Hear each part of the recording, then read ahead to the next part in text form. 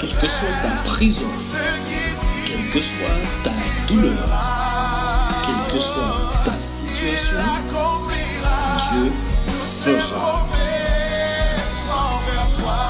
L'Alliance des évangélistes et ses invités vous propose désormais un nouveau rendez-vous avec la parole de Dieu sur KMT Télévision. Là, mes amis, je vous dis à tous bonjour. Comment les autres y c'est l'habitude de manie. Comment les autres y moi, ça vous j'ai répondre moi, non frère qui dit moi, les manque à dire cela. Il a dit moi bien, je crois qu'on bien, peut-être il y a dedans qui pas trop bien, mais je vais essayer de quitter un moment pour prier pour les gens qui ont besoin de la prière, parce que moi, je sais que les délais quoi, bon, il y a nous gaz, mais nous avons la prière pour pouvoir aider nous. Si le docteur n'est pas arrivé à soulager ces douleurs, bien, je crois que bon Dieu, non seulement il a soulagé, mais il a géré aussi.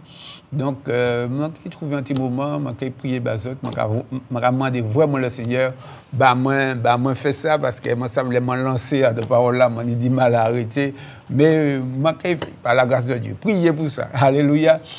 Eh bien, en tous les cas, je suis content que nous puissions partager parole de bon Dieu aujourd'hui, comme j'ai l'habitude de vous dire. L'Alliance des évangélistes, nous sommes là dans le but de vous amener les fondements de la parole de Dieu.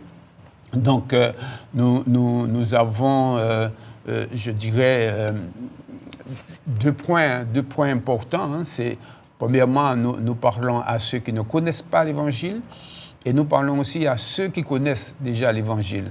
Alors, il y a de ceux qui connaissent et qui sont déjà très avancés, qui, malgré les combats, malgré les problèmes de la vie, continuent d'avancer. Et puis il y en a d'autres, à cause des combats, à cause des difficultés, parce qu'ils ne comprennent pas les choses, eh bien, stagnent, parfois même font marche arrière, et il y en a de ceux qui retournent réellement en arrière. Donc, nous sommes là dans un ensemble d'éléments pour pouvoir permettre à tout un chacun, premièrement, de connaître l'Évangile, et puis pour les autres, de pouvoir vous encourager. En ce qui me concerne, l'étude que j'ai commencée depuis un certain temps, qui concerne l'identité spirituelle. Alors, cela peut concerner celui qui n'a pas encore du tout pris d'engagement avec le Seigneur. Donc, il va connaître, il va comprendre ce que cela veut dire s'engager avec le Seigneur. Comme j'ai dit, que c'est une nouvelle identité dans le sens qu'il y a une nouvelle relation, la relation que je n'avais pas avec Dieu. Lorsque je me suis donné à Jésus, eh bien, j'ai cette nouvelle relation avec Dieu. Et de cette relation-là découle une nouvelle identité. Donc la Bible me dit que je suis disciple du Seigneur, je suis enfant de Dieu. Et il y a toutes ces métaphores qui sont là. Aujourd'hui, d'ailleurs, je vais terminer sur cette métaphore qui est le corps de Christ. Donc, nous réalisons que beaucoup qui se disent enfants de Dieu, qui se disent chrétiens, ne savent pas vraiment à quoi s'en tenir. Ils sont là, ils vivent tout simplement. Pourquoi? Parce qu'ils n'ont pas encore réellement compris la raison d'être en Jésus-Christ de Nazareth. Et lorsque l'on vous dit que vous êtes enfant de Dieu, cela veut dire qu'il y a eu un changement à un moment donné. Il y a eu un temps qu'on appelle le temps de la repentance, de la conversion, où on est descendu dans les eaux du baptême, on a pris un engagement avec Dieu de marcher selon lui, et puis tout au long de notre vie et jusqu'à notre mort, eh bien, nous déclarons non seulement par la parole, mais encore par nos actions, par notre manière d'être, nous déclarons, nous démontrons que nous sommes devenus des enfants de Dieu. Cela veut dire qu'à partir de ce moment-là, nous sommes alignés sur notre nouvelle identité que nous retrouvons en Jésus-Christ de Nazareth. J'avais pris l'exemple de Jésus lui-même, lorsqu'il était sur la terre. Eh bien, il a beaucoup fait ressortir la mention de son Père. En faisant comprendre qu'il est là, comme le Père a fait, il parle, etc. Donc il y a cette relation avec son Père et il n'a pas dérogé à son identité, même lorsque les moments étaient les plus difficiles, même juste avant la croix, même sous la croix, il n'a pas dérogé à son identité, il est resté ferme et nous avons pris l'exemple de Daniel, nous avons pris l'exemple de Shadrach, Meshach et Abednego, qui sont restés fermes dans ce qui sont dans leur identité, parce qu'ils savaient avec qui ils avaient affaire. Ils avaient affaire avec Dieu. Et nous, aujourd'hui, nous avons aussi affaire avec Dieu à travers Jésus-Christ. Et en plus, nous avons le Saint-Esprit qui est là pour pouvoir nous aider. Et dans la mesure où nous comprenons cela, même lorsque nos moments sont difficiles, nous avons la possibilité de lever les yeux vers le ciel. Nous avons la possibilité de crier à Dieu. Nous avons la possibilité d'appeler des frères et des sœurs pour pouvoir vous aider dans la prière, prendre la parole de Dieu pour pouvoir vous permettre d'avancer. Donc, aujourd'hui encore, je veux vraiment vous fonder, vous fonder dans cette écriture, dans cette métaphore qui est le corps de Christ. Alors, j'avais dit, je vais pas tout reprendre, j'avais parlé du corps qui est une métaphore. Et pourquoi? Parce que Jésus, il est parti. Jésus, il est parti. Et il a fait de ses disciples un corps, son Église. L'Église, on appelle l'Église le corps de Christ. Et la raison pour laquelle, ou les raisons pour lesquelles nous sommes là en tant que corps du Christ, c'est pour mettre en évidence la personne de Jésus. C'est pour mettre en évidence l'œuvre de Jésus. C'est pour faire voir aux autres, oui, que tout en étant ici-bas, dans ce monde de ténèbres, eh bien, nous pouvons vivre en lumière. Parce que d'ailleurs, Jésus l'a dit, vous êtes la lumière du monde. Donc, notre but, c'est le but des disciples, c'est de faire, de mettre en évidence le Christ, de démontrer qui est le Christ, ce que le Christ a dit. Et en fait, je dis que notre vie, je l'ai souligné tout à l'heure, notre vie doit être alignée à ce moment-là sur notre nouvelle identité. Et nous avons vu que cette nouvelle identité a au fondement une nouvelle alliance, et cette nouvelle alliance a pour fondement le pardon. Dieu nous a pardonné en Jésus-Christ de Nazareth. Et lorsque nous savons pardonner, eh bien à ce moment-là, nous vivons une vie totalement différente de celle qu'on avait auparavant. Les choses anciennes sont passées et voilà qu'elles sont devenues nouvelles. Et la Bible nous dit, l'apôtre Paul, qui nous dit dans Philippiens 2, verset 15, que nous sommes comme des flambeaux dans le monde. Et ainsi, il nous appelle à vivre différemment du monde. Si le monde injurie, eh bien, nous n'avons pas à entrer dans des jurons comme le monde. Si le monde fait un petit peu n'importe quoi, nous, notre manière d'être, notre manière de vivre doit être alignée. J'aime le répéter, cette expression, d'être aligné sur notre nouvelle identité. Et cette nouvelle identité, c'est le fait d'être devenu enfant de Dieu. Et nous voyons que ce corps-là, ce n'est pas un corps statique, mais c'est un corps dynamique. Cela veut dire que Jésus, quand il était ici-bas, il ne restait pas sur place. La Bible nous dit qu'il allait de lieu en lieu, qu'il allait dans différentes villes, dans les bourgades, dans les maisons, et il se déplaçait pour annoncer le royaume, pour prier pour les malades, pour leur enseigner la Bible, pour les consoler, etc. Donc Jésus n'était pas statique, il bougeait, il était en mouvement. Et nous, en tant qu'Église, il est important que nous puissions comprendre que nous ne sommes pas là juste pour pouvoir venir le dimanche dans un lieu de culte où on va chanter, on va louer, on va glorifier Dieu et puis là t'es belle maman gisement dimanche. Non, le dimanche on est là pour pouvoir se réunir, on est là pour pouvoir recevoir un enseignement, on peut encourager, on peut être encouragé ou encourager des bien-aimés, tout cela c'est bon le dimanche, c'est bon lorsque nous nous réunissons, mais ce n'est pas ça le but de l'Église.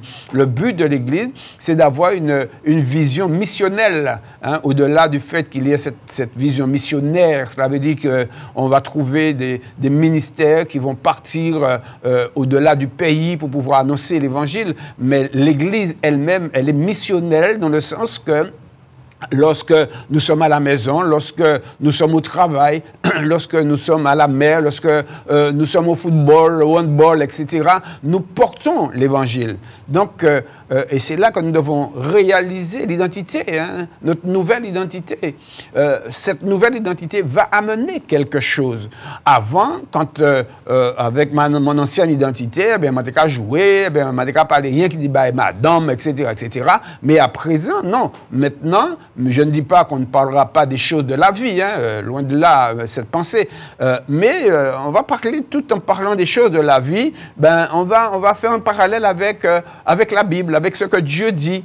Et ainsi, tranquillement, doucement, on s'aime. Donc, nous ne sommes pas là uniquement le dimanche pour pouvoir dire, bien, on s'est réunis, on a 300 personnes, bien 1000 personnes, je ne sais combien. Non, non, non, ce n'est pas cela, mais on doit être en mouvement. L'Église est appelée à être en mouvement. Et c'est la raison pour laquelle le Seigneur Jésus lui-même, pardon, il disait dans Matthieu 9, versets 37 et suivants, il nous disait de prier le maître de la moisson pour envoyer des ouvriers dans sa moisson. Pourquoi? Parce qu'il y en a peu.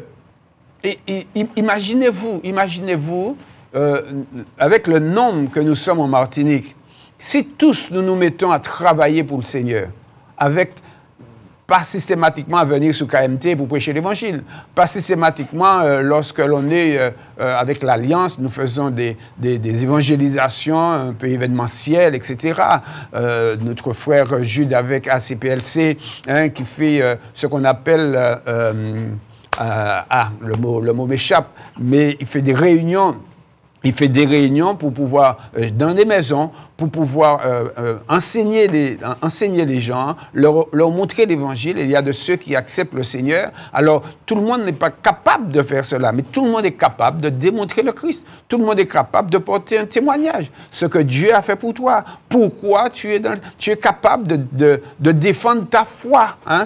On parle de l'apologie de la foi. Tu es capable de défendre ta foi pour expliquer aux uns et aux autres la raison pour laquelle tu es ce que tu es devenu. Et à ce moment-là, certains, je ne vais pas dire tous, mais certains peuvent se donner au Seigneur à travers toi. Donc tu es en mission. Tu es en mission. Tu n'es peut-être pas un grand prédicateur, grande prédicatrice, mais tu es en mission. Et c'est ce à quoi le Seigneur appelle l'Église. Donc nous voyons que le Seigneur, il a besoin de ce corps. Lui, il est parti. Et il a dit aux disciples, de la même manière que le Père l'avait envoyé, lui, il envoie ses disciples. Mais maintenant, les disciples, les premiers disciples ne sont plus là. Eh bien, c'est vous, c'est moi. Ce sont tous ceux et celles qui un jour ont dit oui à Jésus, qui se sont convertis au Seigneur, qui sont devenus enfants de Dieu. Eh bien, c'est nous qui sommes devenus ce corps pour pouvoir aller et annoncer la bonne nouvelle à toute la création. Donc, mes amis, l'Église est un mouvement. L'Église est un mouvement. Et lorsque je regarde encore dans Matthieu au chapitre 20, j'ai préparé ce passage du verset 1 au verset 7 pour voir comment le Seigneur, il cherche son corps. Alors là encore, il fait un parallèle avec une parabole. Il nous a dit, car le royaume des cieux est semblable à un maître de maison qui sortit dès le matin afin de louer des ouvriers dans sa vigne. Il convint avec eux d'un denier par jour et il les envoya à sa vigne. Il sortit vers la 3e heure et il en vit d'autres qui étaient sur la place sans rien faire. Il leur dit, allez aussi à ma vigne et je vous donnerai ce qui sera raisonnable. Et ils y allèrent. Il sortit de nouveau vers la 6e heure et vers la 9e et il en fit de même. Étant sorti vers la 11e heure, il en trouva d'autres qui étaient sur la place et il leur dit, mais pourquoi vous tenez-vous ici toute la journée sans rien faire? Ils lui répondirent, c'est que personne ne nous a loués. Allez aussi à ma vigne, dit le Seigneur. Donc nous voyons que le Seigneur, il cherche. Hein, il a sa vigne, on va dire, le monde est là. Le monde appartient à Dieu. Hein. Il faut croire, le monde n'appartient pas au diable. Hein. Le monde appartient à Dieu, la terre appartient à Dieu. Mais il y a des hommes sur cette terre qui, ne connaissant pas Dieu, se sont laissés prendre dans des pièges du malin, dans le péché, qui sont en rébellion contre Dieu. Mais Dieu les aime. Et Dieu, il veut que l'on puisse, que ces personnes puissent l'entendre, comme vous l'avez entendu, comme moi j'ai entendu à travers quelqu'un. Et là, le Seigneur nous montre qu'il envoie des ouvriers. Il cherche des personnes, il cherche des ouvriers. Et moi, je crois qu'il y en a beaucoup qui sont là, chez eux, tranquillement. Et puis, peut-être que lorsque KMT est terminé, ils vont éteindre ça, ils vont faire autre chose, ils vont se relaxer. C'est bon de se relaxer, mais il faut trouver aussi le moyen de servir le Seigneur. La Bible nous dit que le Seigneur nous appelle pour servir à la louange de sa gloire. Il veut que nous puissions démontrer comment dirais-je, proclamer son évangile. Donc, nous voyons que lorsqu'il nous parle des différents ouvriers dont il a besoin, je peux dire encore qu'aujourd'hui encore, le Seigneur a besoin de toi, mon ami. Le Seigneur a besoin de toi, mon frère. Ma soeur, le Seigneur a besoin de toi. Alors, tu pourras me dire, mais moi, pas prédicateur, moi, pas prédicatrice. Tu pourras me dire, mais où savent, mon passage, j'ai marché. Mais tu sais, hein, tu peux prendre ton téléphone. Tu peux prendre ton téléphone et puis appeler un bien-aimé, appeler quelqu'un qui est fatigué, quelqu'un qui est malade. Tu peux, si tu as la possibilité de prendre le bus, de prendre le TCSP, d'aller à l'hôpital, d'aller visiter quelqu'un. Tu peux, et il y a plein de choses à faire et nous allons voir ce que la Bible dit à ce sujet. Donc nous réalisons qu'à partir de ce verset, la Bible nous montre que le Seigneur a besoin d'hommes et de femmes, le Seigneur a besoin d'ouvriers parce qu'il veut que son Église soit une église dynamique, une église en mouvement. Et trop souvent, il arrive que ce corps que nous sommes est trop dilettant. Nous sommes là tranquillement, nous pas à fond de tête, nous nous occupons beaucoup de nos propres intérêts, mais pas des intérêts du Seigneur. Et la dernière fois, je vous avais dit, mais de vous lever, mais levez-vous. Et encore ce matin, je vous appelle à vous lever, mes amis. Pourquoi? Parce que la Bible nous dit dans Éphésiens 2:10 que Dieu nous a créés pour de bonnes œuvres en Jésus-Christ. Des œuvres que Dieu a préparées d'avance. Donc, si tu ne connais pas précisément à quelle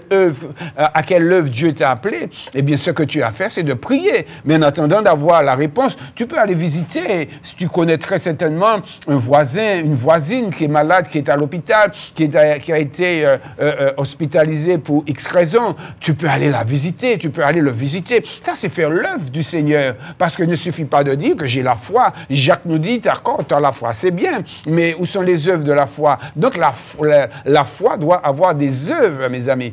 Et c'est la raison pour laquelle nous disons que Dieu a besoin des ouvriers. L'Église, le corps du Seigneur, doit être un corps qui soit dynamique. Hein? Sans la foi, la foi sans les œuvres, elle est morte. Tu ne peux pas me dire que tu as la foi et puis en fait tout là ou pas qu'à faire rien, bon Dieu, ou pas changer certaines choses. Et vous savez, il y a un verset dans Jacques 4, verset 17. Peut-être que je l'enlève un peu du contexte, mais il nous dit, celui donc qui sait faire ce qui est bien et qui ne le fait pas commet un péché. Là, du coup, vous savez.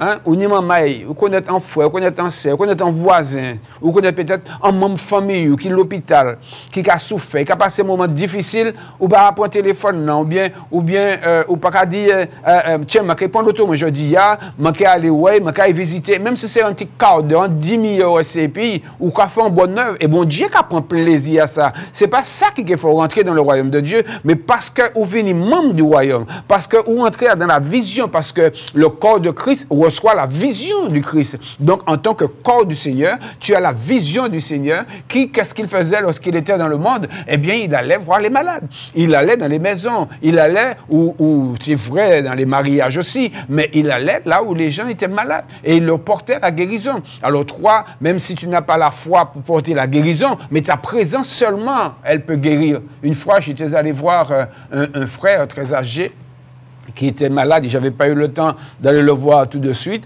Entre-temps, quand je suis allé le voir, il avait déjà repris, la santé était déjà revenue. Et il m'a dit, vous savez, si moi j'étais malade, le simple fait de dire, ouais, on m'a guéri. Il m'a dit, waouh, on ne réalise pas l'importance. Et c'est la raison pour laquelle je dis que trop souvent, nous vivons notre vie chrétienne pour nous-mêmes. Nous cherchons nos propres intérêts. Nous ne cherchons pas le royaume de Dieu premièrement, mais nous cherchons nos intérêts premièrement. Mais mon ami, si tu cherches le royaume de Dieu, le Seigneur va s'occuper de toi. Et ce que le Seigneur attend de toi, c'est que tu ailles, que tu te mettes en mouvement, que tu ailles visiter quelqu'un, que tu fasses quelque chose, que tu te lèves, que tu te mettes au travail, parce que c'est ce à quoi l'Église est appelée. Donc, notre nouvelle identité fait de nous un ensemble en mouvement. Hein? Et c'est la compréhension de cette relation que nous avons avec Dieu qui nous donne cet élan. Si tu ne comprends pas hein, cette relation que tu as avec Dieu. Et puisque le Seigneur te dit, je fais des disciples en mon nom. Donc un disciple, qu'est-ce qu'il fait? Il fait comme son maître. Il apprend, il travaille, il va chercher les autres exactement comme son maître. Donc aujourd'hui, il faut que tu comprennes qu'en tant que disciple du Seigneur, tu es devenu le corps du Seigneur et tu dois te lever pour pouvoir faire avancer l'œuvre de Jésus-Christ de Nazareth. Le Seigneur nous dit, de la même manière que mon Père agit, hein, moi aussi j'agis.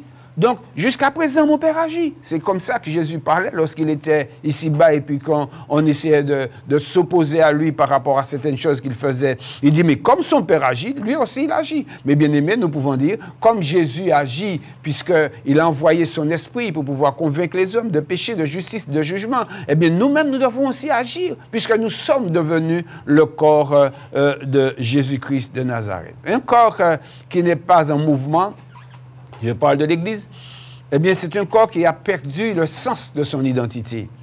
Puisque, je l'ai dit, hein, nous sommes appelés disciples du Seigneur. Mais pas seulement cela. Nous sommes appelés ambassadeurs, nous sommes appelés des ministres du Seigneur, nous sommes appelés comment dirais-je, des enfants de Dieu. Un enfant de Dieu, partout où il est, il va démontrer ce qu'il est. Donc, nous sommes entrés dans une fonction, et cette fonction-là, eh bien, si moi je suis en tant que pasteur évangéliste, eh bien, je dois faire ce travail. Toi, peut-être que tu n'es pas pasteur, tu n'es pas évangéliste, mais le simple fait que tu sois en Christ, la Bible nous dit que Dieu nous a donné, chacun d'entre nous, Dieu nous a donné un don. Et tout au moins, le don de la réconciliation. Donc, à partir de là, tu peux œuvrer pour le Seigneur, pour amener quelqu'un à la réconciliation avec Jésus-Christ de Nazareth. Le corps de Christ doit être en mouvement. Dans la vie, hein, dans l'État, au gouvernement et puis l'État, il y a différents corps de métier. Il y a les policiers, il y a les gendarmes, il y a l'armée, il y a etc. Imagine-toi que le corps de la police décide de ne pas travailler. Toute la carité bokayo. Dis-moi, le président, le ministre de l'Intérieur, qui c'est qui dit yo? Il dit yo bravo? Non. Pourquoi? Parce qu'ils sont engagés pour cela. Et nous, en tant que corps du Seigneur, nous sommes engagés pour pouvoir servir le Seigneur avec les différents ministères, avec les différents dons, avec les différentes possibilités que Dieu nous a données. Alors toi qui, par exemple, eh bien, tu sais encourager quelqu'un, bien, va encourager. Toi qui as reçu, comment dirais-je, une bénédiction matérielle, spirituelle, morale, psychologique de la part du Seigneur, va aider celui qui a besoin. C'est ça à quoi Dieu nous appelle. Et c'est pourquoi je dis que tant qu'on n'a pas compris ce que nous sommes devenus en Dieu, en Jésus-Christ, eh bien, on va rester là et puis, quelque part, on ne va pas porter du fruit. Et le Seigneur, lui, veut que nous puissions apporter du fruit. Donc, la Bible nous dit, allez, faites des disciples en mon nom. Jésus qui dit d'aller faire des disciples. Ben, le disciple, qu'est-ce qu'il est? Et je l'ai dit tout à l'heure. Le disciple, eh bien, c'est quelqu'un qui reçoit l'enseignement de Jésus. Il a reçu l'enseignement. Et qu'est-ce qu'il va faire? Il va reproduire. Est-ce que tu reproduis l'enseignement que tu as reçu? Tu vas me dire, ah, mais moi, je ne connais pas toute la Bible. Je ne sais pas il faut connaître toute la Bible. Mais il faut connaître la Bible là quand même. Il faut apprendre. Et pour connaître la Bible, il faut prendre du temps, il faut lire. Tu vas me dire, ah oui, mais j'ai 70 ans, j'ai 80 ans, je ne pas comprendre encore la messe. Je vais comprendre bien. Même si je ne comprends pas toute la bagarre, mais je vais comprendre bien que bon Dieu a dit à mon, il faut des repentir, il faut des convertir. Que bon Dieu a dit à mon, il faut y accepter Jésus comme sauveur personnel. Ou ça dit à mon, ou ça Jésus m'a bon, on ne peut pas dire point Bible là qu'on l'épée et puis faut en tête li, hein. Non, mais bail parole là de manière douce, fait comprendre pareil là, comprendre pas gourmand pays, hein. Et puis c'est pas tchochoy, non, c'est bail parole là tranquillement, comme elle est tranquille, mais ouais, au fur et à mesure, puis un jour que ça qui porte fruit. Donc le Seigneur, il nous appelle, nous en tant que disciples, il nous appelle aussi à faire des disciples, qui veut dire que le disciple, c'est quelqu'un qui a à cœur de faire comme son maître. Donc, si tu n'as pas ce désir-là, pour moi, il y a un problème. Il y a un problème. Le premier problème, c'est que tu n'as pas conscience de ce que cela veut dire, une nouvelle identité en Christ, de ce que cela veut dire être disciple, être enfant de Dieu, être chrétien. Tu n'as pas conscience de cela. Tu n'as pas conscience de ta nouvelle identité. Tu n'as pas conscience que tu es appelé à intervenir. Hein? Et l'objectif, c'est d'ouvrir les yeux. Et comme si tu n'as pas ce désir-là pour moi, ça veut dire que tes yeux sont fermés. Et je suis appelé à te les ouvrir. Ce matin, lève-toi pour Jésus. Je veux lire dans 1 Pierre, chapitre 2, versets 9 à 10, pour pouvoir t'expliquer encore, enfin, pas t'expliquer, mais pour corroborer ce que je viens de te dire. Dans 1 Pierre 2, alors 1 Pierre, chapitre 1 Pierre 2, 1 Pierre 2, verset 9 et le verset 10.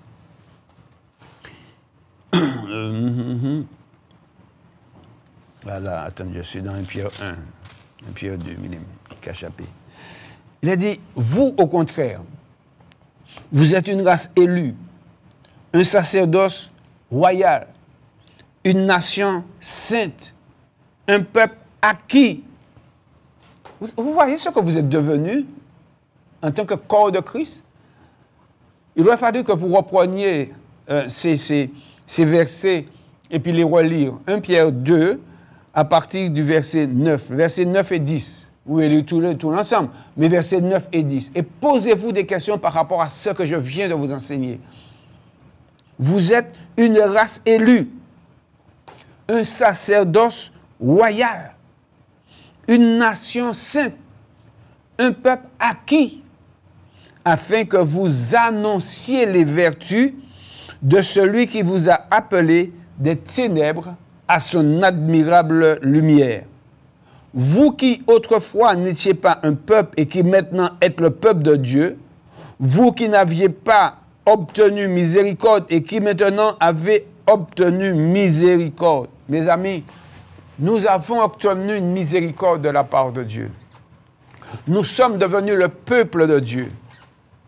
Et le peuple de Dieu est appelé à annoncer les vertus de Dieu en Jésus-Christ de Nazareth.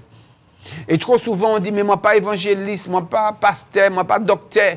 Tu n'as pas besoin d'être pasteur, docteur, évangéliste, tu n'as pas besoin d'avoir ces grands ministères pour pouvoir annoncer Jésus. La Bible nous dit que chacun d'entre nous, nous sommes appelés à annoncer les vertus de celui qui nous a fait sortir des ténèbres pour entrer dans son admirable lumière. Rien que le simple fait de témoigner de là où tu étais et ce que tu es devenu maintenant, et surtout lorsque la personne voit qu'il y a eu un réel changement dans ta vie, la personne elle va se poser des questions. Et toi, lorsque tu vas te mettre à lui expliquer les choses, eh bien, à un moment donné, il va dire, à qui l'est que tu as commencé? Tu vas voir, et puis elle va venir entendre, parce qu'elle a vu ce que tu es devenu. Elle a vu qu'il y a un changement. Qu'est-ce qui a fait ça? C'est ta nouvelle identité. Et le Seigneur t'appelle à faire cela. Le Seigneur nous appelle à nous lever, mes amis. Et ça c'est incontournable. Donc, voilà cette partie que je voulais terminer ce matin en ce qui concerne le corps du Seigneur. Maintenant, je vais rentrer dans un autre élément. Alors, peut-être que je ferai 2 ou 3 émissions à ce sujet. Mais il est important de comprendre que ce corps que nous sommes devenus en Christ, ce corps, il va se trouver devant des oppositions. Et quand tu comprends ton identité, tu vas comprendre tout cela. Quand tu sais qui tu es, et là encore, lorsque j'entends certains bien-aimés, certaines personnes qui se disent chrétiennes, et par rapport à certaines situations, je me dis non, elle n'a pas compris, il n'a pas compris. Il n'a pas compris qui il est. Et ce titre-là, le corps va trouver une opposition et je vais amener la thématique de puissance contre puissance. Il y a un combat. Il y a un combat. Pourquoi? Parce que tout à l'heure, nous avons vu que le Seigneur, il nous a appelés des ténèbres à son admirable lumière. Et nous devons comprendre que les ténèbres n'aiment pas la lumière. Les ténèbres n'aiment pas la lumière. Et la Bible nous dit que, en parlant de Jésus, en parlant de la parole, du Verbe, il a dit, elle était la lumière des hommes, mais les ténèbres ne l'ont pas reçue. Les ténèbres n'ont pas reçu Jésus. Le monde à la base n'a pas reçu Jésus. Cela va montrer qu'il y a un conflit. Il y a quelque chose de terrible. Et donc, nous comprenons que ce corps, cette nouvelle identité entre dans un conflit. Et c'est pourquoi mon thème, hein, ça sera une rencontre de puissance. Cela va permettre un réveil. Quand tu comprends cela, cela va te donner à chercher à te sanctifier. Cela va te donner à marcher de progrès en progrès. Cela va te donner à veiller. Cela va te donner à passer plus de temps dans la prière, plus de temps dans la connaissance de la parole de Dieu. Lorsque tu commences à entrer dans la connaissance de la parole de Dieu,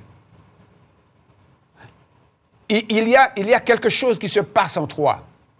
Il y a un feu qui s'allume. Il y a un désir profond. Il y a une soif.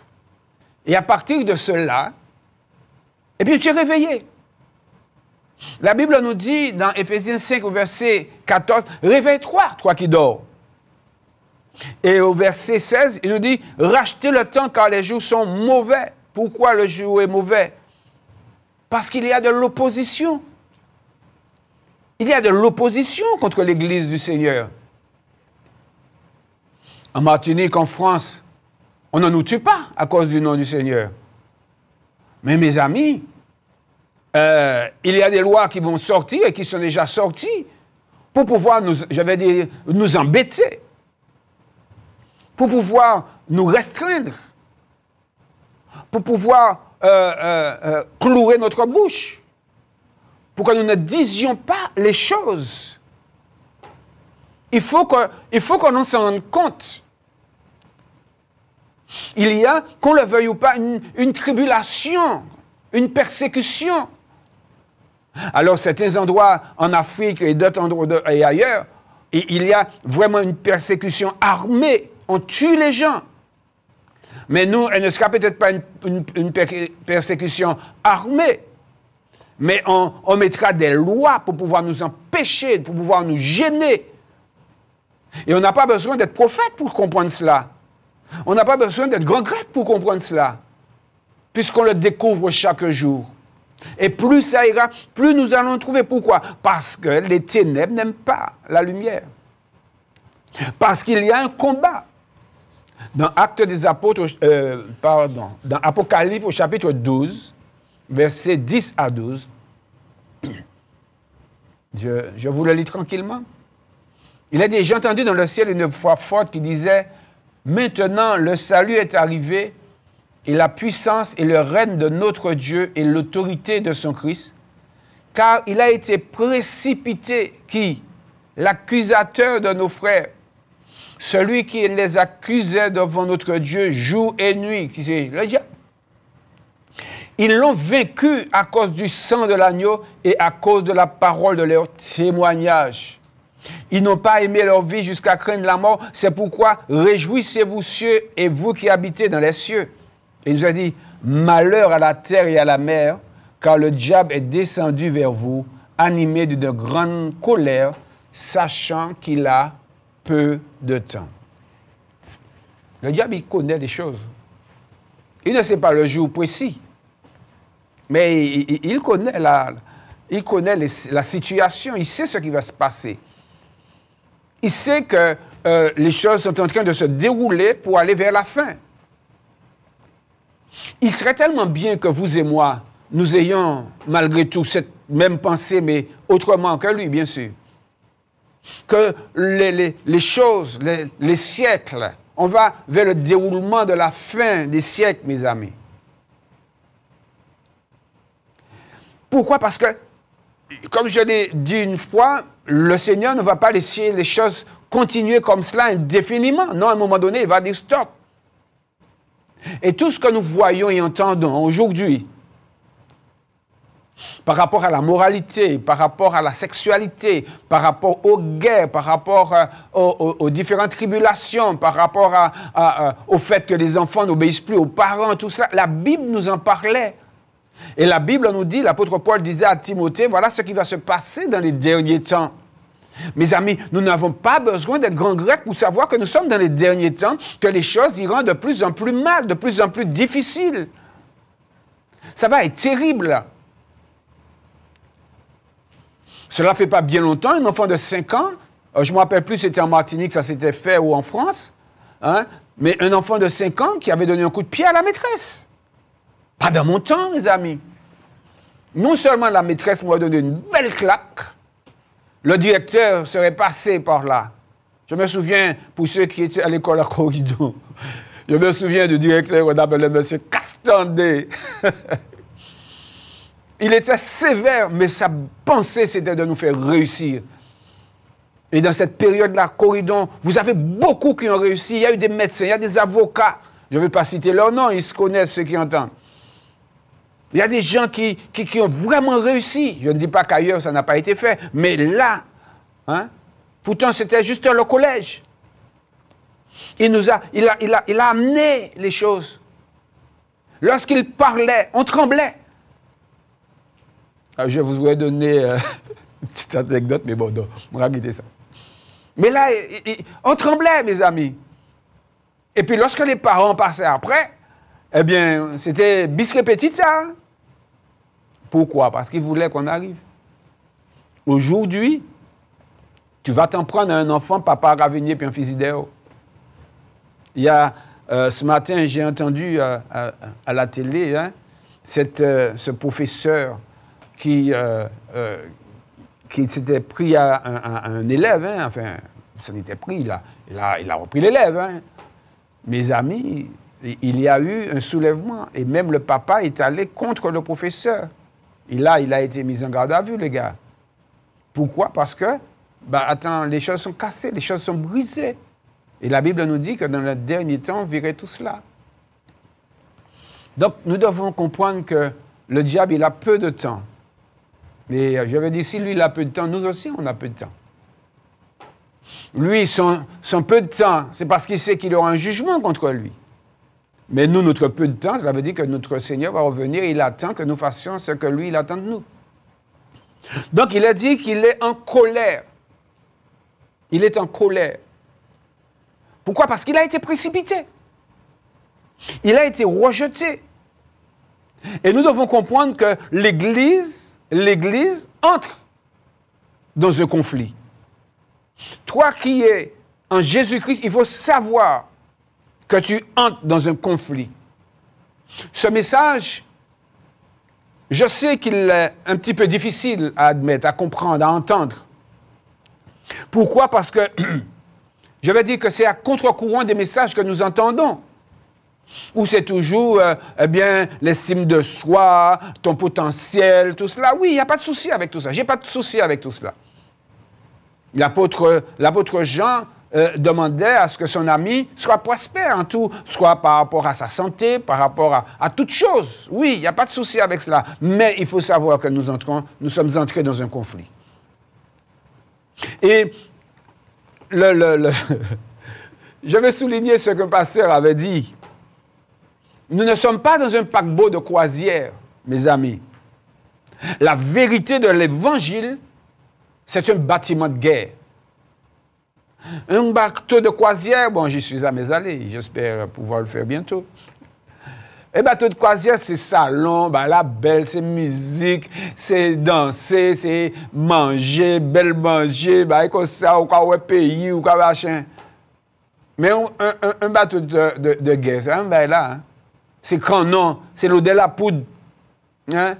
c'est ou attendre le message.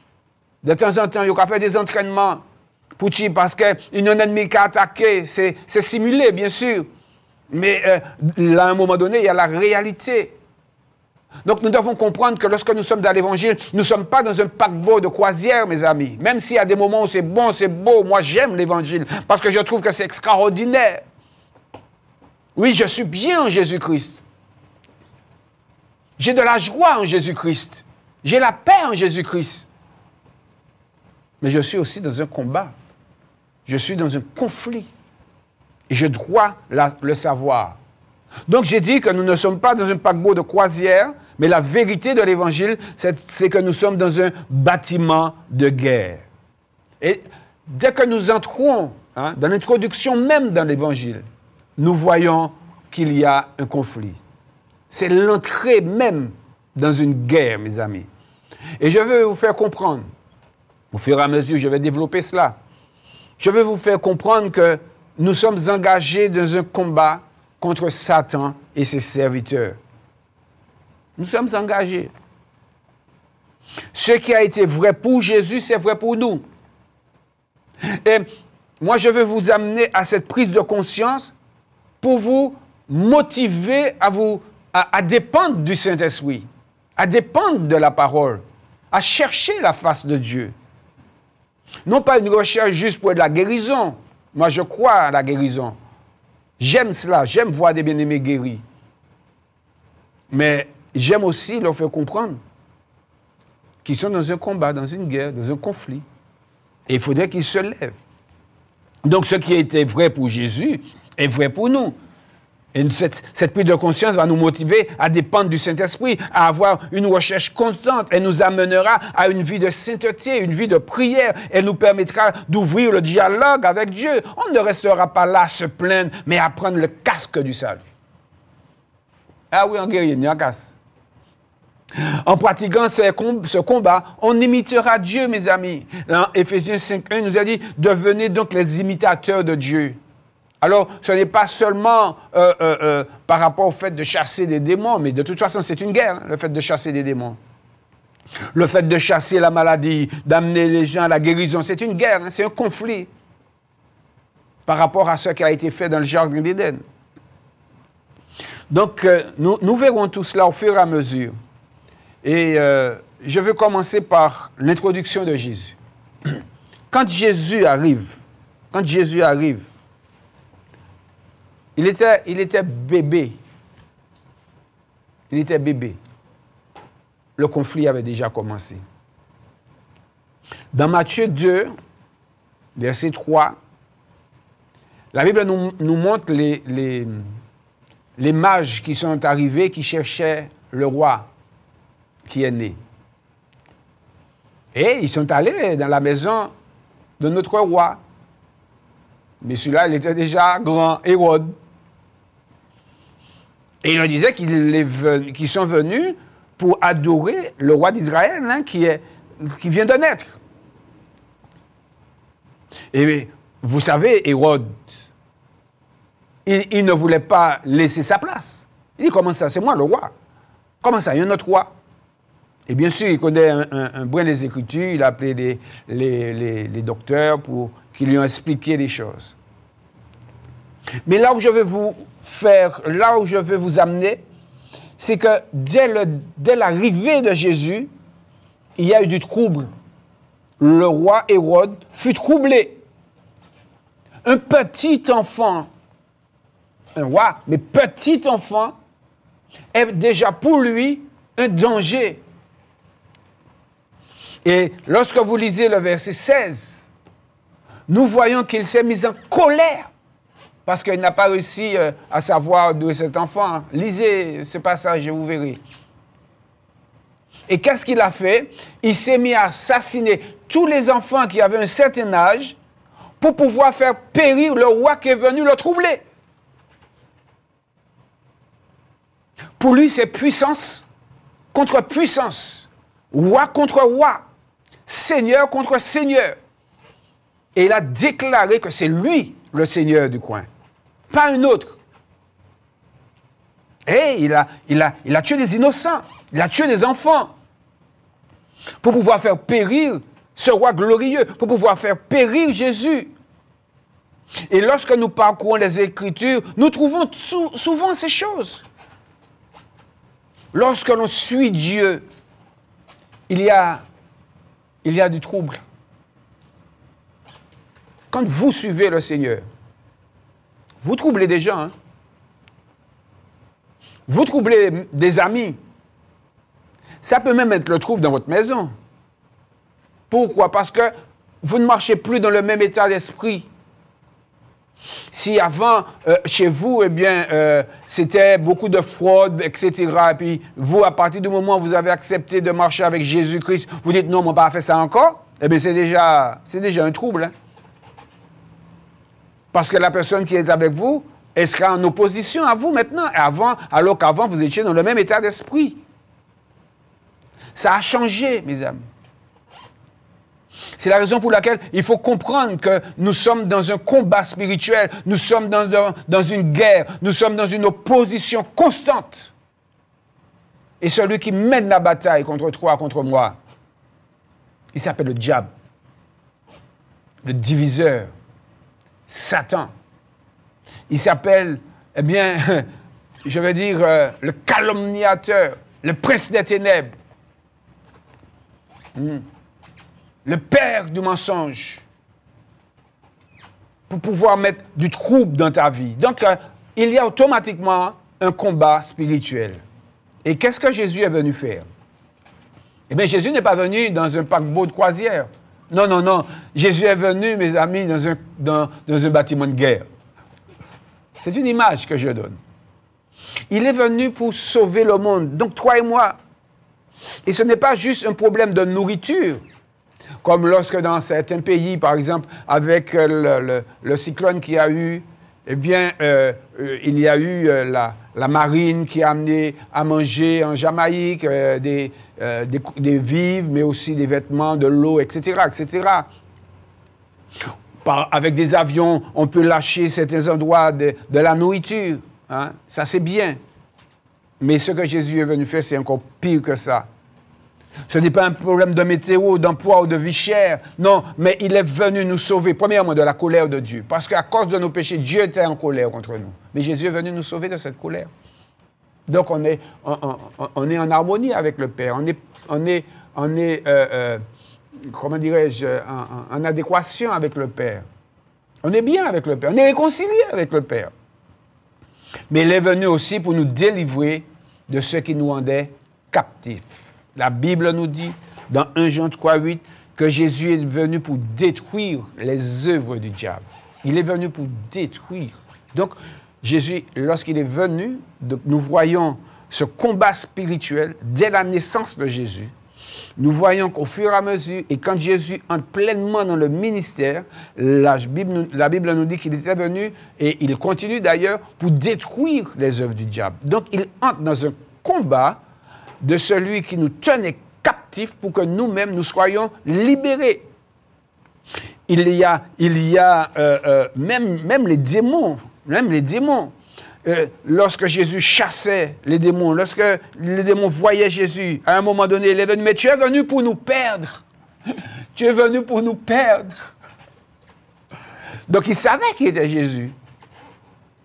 Il savait que Jésus n'était pas venu juste dans une croisière dans le monde pour voir un petit peu comment ça se passe, pour pouvoir nous dire, alors tu es bien, oui, tu es beau. Ça. Non, non, non. Il est venu pour entrer dans un combat. Il est venu pour entrer dans un conflit. Il est venu mettre une guerre. Il est venu pour détruire les œuvres du diable. Il est venu dans 1 Jean 3,5, il nous a dit aussi que Jésus est venu afin d'ôter les péchés du monde. Alors on a dit, oui, mais bon, ça va pas en la dire. Mais comment cela? C'est à la croix que ça s'est fait. C'est à la croix qu'il a subi les conséquences. Il est rentré réellement dans cette guerre spirituelle. Il a donné sa vie, mes amis. Il y avait ce conflit à la croix. Pourquoi faire? Pour ôter le péché du monde. Mais pour pouvoir ôter le péché du monde, alors bien sûr, il y a par rapport à Dieu, mais il a aussi, la Bible nous dit, qu'il a réduit en spectacle toute cette domination dans les lieux célestes. À la croix, il les a rendus en spectacle. Il les a dépouillés. Donc il est rentré dans un conflit, il est rentré dans un combat pour que nous soyons libérés. Donc nous réalisons, mes amis, que dès son arrivée, il y a du trouble. Hein. Dès son arrivée, il y a une guerre. Il est attaqué. Pourquoi? Parce qu'il gêne. C'est comme un chien qui a un os dans la gueule. Allez prendre. À moins qu'il ne soit dompté. Mais allez prendre. Même s'il aime un chien, c'est un combat, oui. Eh bien, à cause du péché, le diable nous tenait. Et lorsque Jésus est venu, pour pouvoir nous arracher des griffes du diable, mais il a fallu qu'il rentre dans un combat. Alors bien sûr, il n'était pas physique, c'est un combat spirituel. Mais physiquement, il a subi aussi des conséquences. Il a été attaqué parce qu'il gêne, mes amis. Dans Luc 4, verset 1 à 13, on va constater, alors Luc 4, permettez-moi de lire. Voilà, il est déjà 5, je vais arrêter.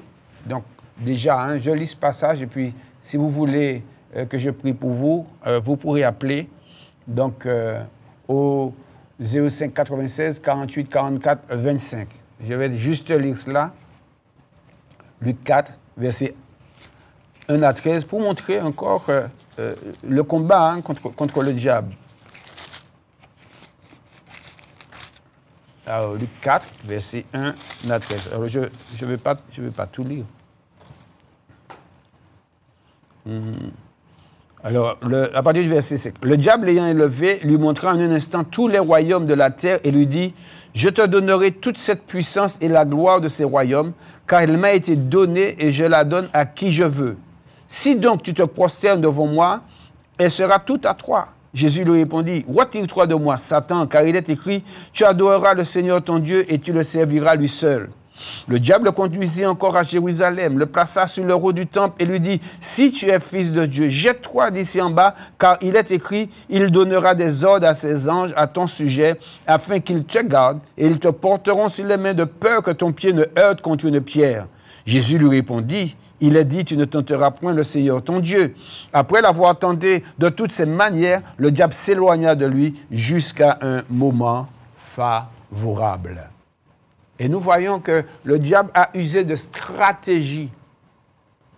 Il a usé de stratégie pour pouvoir détourner Jésus de son objectif de venir nous sauver. Donc si Jésus avait obéi, eh bien, combat, là, ça a fini, nous. Diable a remporté la victoire en Jésus. Jésus a adoré Diable, ça a un problème. Alléluia. Et là, nous croyons que, jeudi encore, Diable a essayé de faire, eh bien, il a essayé de détourner. Eh oui, je vais ça, marcher, puis moi, je vais ça. Bon Dieu n'a pas répondre à la prière, mais moi, je peux répondre à la prière, je peux ça, je peux ceci. Et puis là, on va accepter, là, on prie. Mais là, Jésus, lui, il a refusé cela. Parce qu'il avait compris qu'il était dans un conflit. Il avait compris qu'il était dans un combat. Il avait compris qu'il était devant une autre puissance. Et là, c'était les deux puissances qui étaient là, l'une contre l'autre. Et aujourd'hui, je peux t'assurer que toi aussi, ainsi que moi, qu'on le veuille ou pas, nous sommes dans ce même conflit. Que le Seigneur te bénisse. Alors, je vais prier pour ceux qui sont malades. Il reste très peu de temps. Je vais prier pour ceux qui sont malades. Et tu pourras appeler entre-temps au 48 44 25 à KMT. Notre Dieu, notre Père, je viens te rendre grâce pour ces quelques paroles que tu m'as permis de dire, Seigneur. Je te loue parce que tu es celui, Seigneur, qui nous fait du bien. Tu es celui qui nous a appelés à toi afin que nous soyons corps de Christ, pour que nous puissions annoncer ton évangile.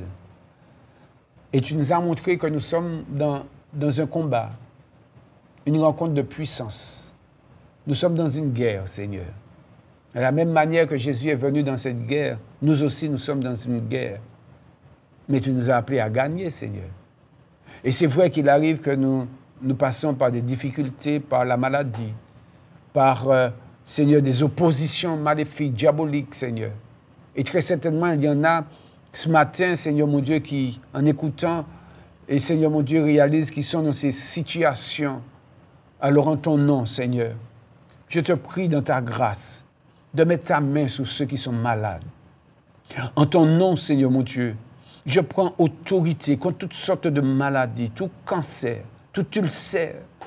Seigneur, c'est vrai que nous ne rejetons pas les médecins, Seigneur, parce que nous croyons qu'ils font, dans la mesure de le possible, un bon travail, Seigneur. Mais nous réalisons aussi qu'ils n'y arrivent pas toujours, Seigneur. Et toi qui es Dieu, toi qui es Seigneur, tu nous as dit de prier et que nous verrons ta gloire. Alors, ce matin, je prie, Seigneur, pour tous ceux qui sont malades. Quelle que soit la situation, quelle que soit la maladie, que ce soit des cancers, des ulcères, des douleurs au dos, aux jambes, de douleurs aux genoux, Seigneur mon Dieu, arthrose. Seigneur, quelle que soit la maladie, en ton nom, je prends autorité et je chasse ces maladies, Seigneur, sur ces personnes qui, ce matin, sont en train de m'écouter et qui m'écouteront un autre jour, Seigneur, sur YouTube. Seigneur, que ces personnes soient délivrées, que ces personnes soient guéries, que la puissance du Saint-Esprit les pénètre maintenant au nom de Jésus de Nazareth. Que la puissance du Saint-Esprit les libère au nom de Jésus de Nazareth. Seigneur, en ton nom, je condamne toutes sortes de maladies. En ton nom, Seigneur, je lis la puissance du mal qui les attaque, Seigneur, et je les chasse loin d'eux au nom de Jésus-Christ de Nazareth. Et c'est en ton nom, Seigneur, parce que ta parole est la vérité, c'est en ton nom que je proclame leur délivrance et leur guérison. Seigneur, merci pour les témoignages que nous allons recevoir, parce que je crois, tu as dit prier en ton nom et que tu feras. Je crois que tu as fait et je te dis merci, Père, au nom de Jésus. Je prie aussi pour ceux qui ont du mal à dormir, Seigneur. Leurs nuits sont agitées, Seigneur mon Dieu, à cause de différents problèmes, Seigneur. Je te prie, Seigneur, s'il y a quelqu'un qui est dans cette situation aujourd'hui, je te prie, Seigneur, de lui donner un sommeil doux, réparateur, de le libérer, de la libérer, Seigneur mon Dieu, de toutes ces choses qui sont là contre elle, de toutes ces, oh Seigneur mon Dieu, de tous ces bruits sous sa maison. Tu libères, Seigneur, de tout ce qu'il ressent, qui les pique, Seigneur. Tu les libères, Seigneur. Et que leur nuit soit paisible. Seigneur mon Dieu, au nom de Jésus. Père, à toi, je donne toute la gloire et l'honneur. Dans le doux nom de Jésus. Amen. Amen. Alléluia. Bon, voilà. Que Dieu soit béni. Vous allez pouvoir m'appeler au 86 52 ultérieurement pour donner un témoignage, parce que moi, je crois que lorsqu'on prie, Dieu agit. Il peut agir tout de suite, il peut agir demain, mais je crois qu'il agira. Oui, KMT, bonjour, la danse des évangélistes. Allô, bonjour. Allô, oui, bonjour. Bonjour. Oui, je vous appelle. Bonjour, pasteur. Bonjour. Allô? Oui, bonjour, je vous écoute. Oui, je vous appelle. C'est juste pour vous féliciter pour le travail que vous faites. Ce n'est pas pour la prière, juste pour vous féliciter tout simplement. Merci. Pour le travail que vous faites. Merci beaucoup. Eh bien, que Dieu soit béni. Nous faisons comme le Seigneur nous demande et nous sommes contents lorsque nous sommes encouragés aussi par les bien-aimés. D'accord, entendu. Merci. Excellente journée à vous et que Dieu vous bénisse. Merci à vous de même. Allez, bye bye. Gloire à Dieu. Merci au Seigneur. Est-ce qu'il y a quelqu'un d'autre, KMT? Bonjour. Allô? Non? Allô? Oui, allô, bonjour. Oui, bonjour, c'est le frère Georges. Oui, c'est bien moi. C'est Libye de la Guadeloupe. J'appelle, c'est pour avoir de la prière pour mon fils, s'il te plaît. Oui. Son prénom? Il s'appelle Steve. Pardon? Il s'appelle Steve. Steve. D'accord. Oui, mon frère. Oui. Seigneur, je te remercie, mon frère. Je te souhaite une bonne journée. merci. Seigneur, je rends grâce à ton nom pour Steve, Seigneur. Tu connais ce jeune homme. Je ne sais pas de quoi il souffre. Je ne connais pas son problème. Mais toi, tu connais, Seigneur.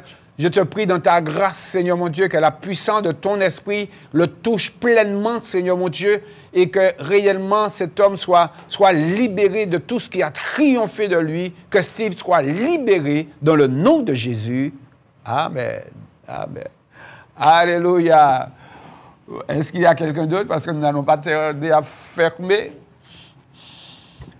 Allô? KMT, bonjour. Alliance des évangélistes. Oui, bonjour. Bonjour. Bonjour. Bonjour. Je vous appelle, c'est pour vous demander de prier pour moi, car je souffre avec les jambes et mon rein. D'accord. OK. Vous avez déjà vu les médecins? Je suis chez le médecin tous les semaines. D'accord. Ouais, mais nous allons prier pour que ça s'arrête. D'accord. Mettez la main où vous avez mal. Je prie tout de suite pour vous. Vous serez la dernière personne parce que l'heure est arrivée. Seigneur, je te rends grâce pour cet homme, Seigneur mon Dieu, ou ce frère, je ne sais, Seigneur mon Dieu, qui a mal, Seigneur mon Dieu, au rein, Seigneur, à la jambe, Seigneur mon Dieu. En ton nom, je prends autorité contre toutes ces maladies, Seigneur, et je les chasse maintenant au nom de Jésus, et je proclame sa guérison, sa délivrance. Seigneur, peut-être que certains, lorsqu'ils m'entendent prier comme cela, ils se moquent, Seigneur mon Dieu, mais Seigneur mon Dieu, c'est par la foi. Tu nous as dit que c'est par la foi que nous verrons les choses. Et moi, Seigneur, je prends au sérieux ce que ta parole dit, Seigneur, pour la guérison de cet homme, qu'il soit totalement guéri au nom de Jésus, et il témoignera bientôt de ce que tu as accompli en sa faveur. Père, je te donne toute la gloire et je te dis merci. Merci aussi pour la fin de cette émission. Que ton nom soit béni et glorifié, Père, au nom de Jésus. Gloire à Dieu, bien-aimés, mes amis. Allez, mon quitter les autres. C'était l'Alliance des évangélistes qui vous dit, quel que soit, Dieu fera. Allez, bye bye. À bientôt. Quelle que soit ta prison, quelle que soit ta douleur, quelle que soit ta situation, Dieu fera. L'Alliance des évangélistes et ses invités vous propose désormais un nouveau rendez-vous avec la parole de Dieu sur KMT Télévision.